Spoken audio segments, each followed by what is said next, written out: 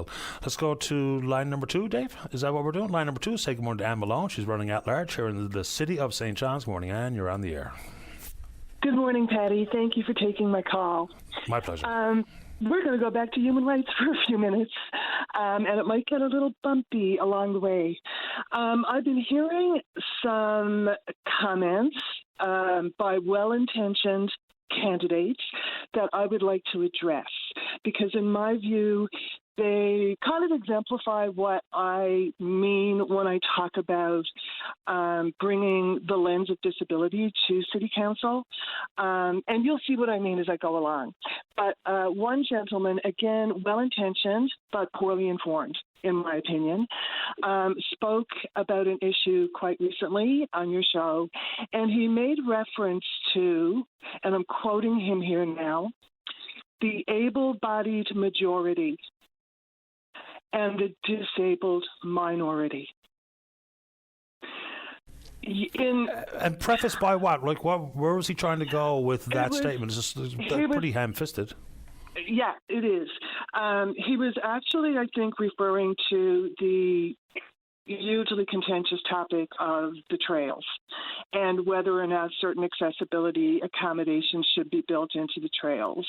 And he did use that phrase, like, specifically, sort of saying that we need to consider all of the needs of the community, including, right, the able-bodied majority and the disabled minority.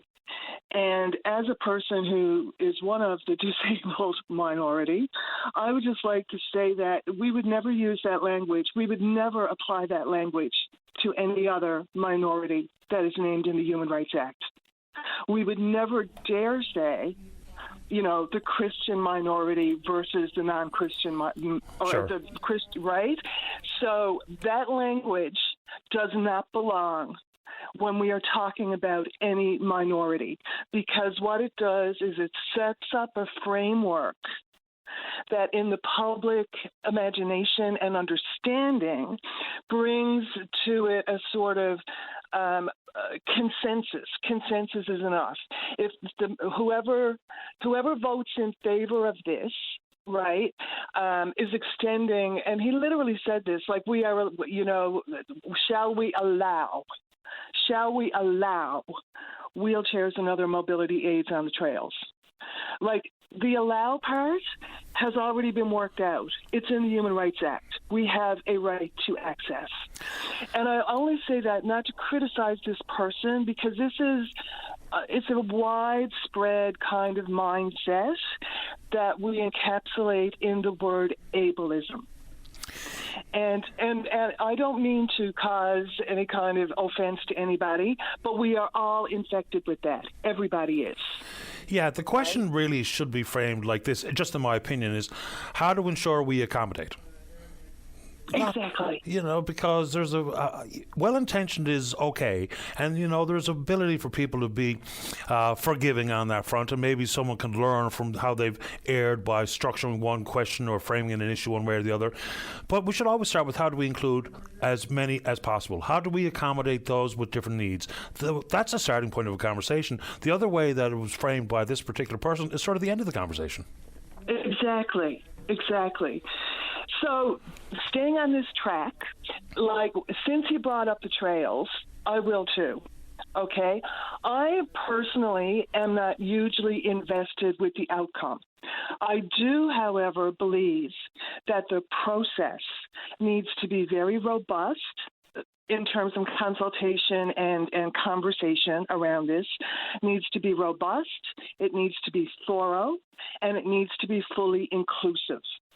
I know that some of the people who are in opposition to making any alterations to the trails as they exist right now would prefer that accessibility not be in the conversation at all. I mean, they've clearly stated that. And you know, one of the tenets of, you know, civil rights generally, but also including, you know, the rights of persons who have disabilities, is the slogan, nothing about us without us. So I think that if we have a genuine, robust, human rights-focused process, then the outcome will be beneficial for everybody. And the idea of excluding a major stakeholder who also, by the way, pay taxes, but to just carte blanche say, oh, this has nothing to do with accessibility, is absolutely incorrect, improper, and unjust. So that's not going to happen, whether I get elected or not. That's not going to happen. Also, and rightly so, a lot of candidates have been talking about the financial situation of the city, which we know is quite serious. And one person actually kind of threw down a gauntlet that I heard explode at my feet when he said, we need to have candidates who know how to read a spreadsheet. Could not agree more. However, a spreadsheet must be interpreted, read, and acted upon through a number of different perspectives. For example, there is a difference between the cost of something and the value of something. The cost of something are the dollars and cents you invest in it, but the value can way, way exceed the cost. So when we look at a spreadsheet and we look at the numbers, one of the things we have to determine is, if we make this investment, what is the value to the community? Or if we withhold this investment, what is the detrimental impact on the community? Well, of course, because a return on investment can be intrinsic, but it can also be societal, and it can be dollars and cents wise. So it's not a catch-all insofar as I spend this, I get this back in a dollar and cents return, because that doesn't make any sense, because we're also talking about people's lives, as opposed to if I improve the technology or my marketing scheme in my company, I'll make X more in profit. That's just not how we should be governing anyway. And I'm really late for the news, but I'm glad you made time for the show. Good speaking with you. Stay in touch and good luck. Thank you so much. Take Bye-bye. care. Malone is running at large in the city. All right, let's